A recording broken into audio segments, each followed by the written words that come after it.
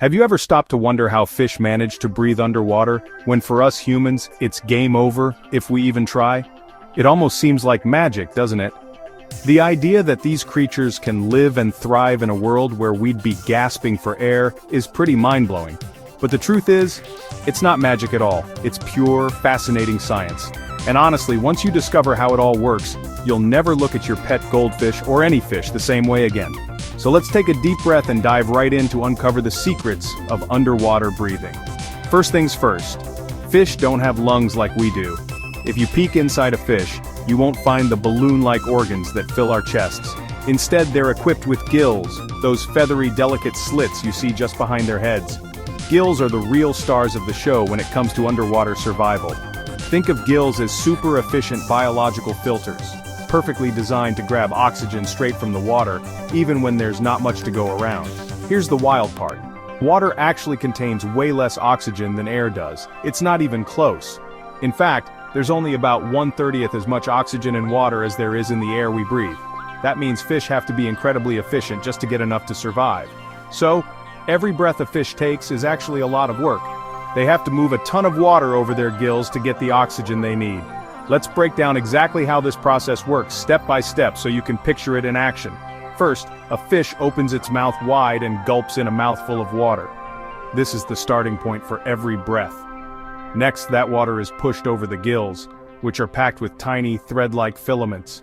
Each gill is loaded with a network of tiny blood vessels, and the walls are so thin that oxygen molecules can slip right through, passing from the water into the fish's bloodstream. As the water flows by, oxygen moves into the blood while carbon dioxide, the waste gas, travels out into the water.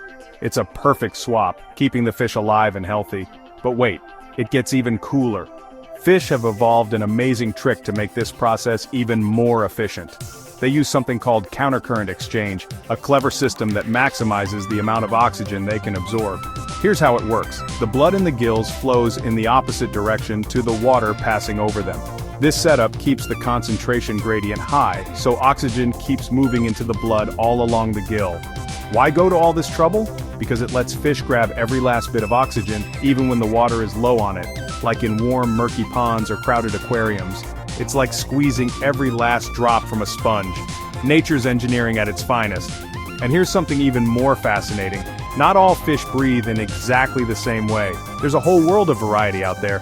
Some fish, like bettas, have a special organ called a labyrinth that lets them gulp air from the surface, just in case the water gets too low on oxygen. Others, like sharks, have to keep moving constantly so that water keeps flowing over their gills. If they stop, they can't breathe. For some sharks, stopping means it's lights out, literally. They rely on movement to survive. So the next time you see a fish gliding effortlessly through the water, remember, every second, it's running a mini science experiment just to stay alive, using a system that's been perfected over millions of years. Breathing underwater isn't a superpower.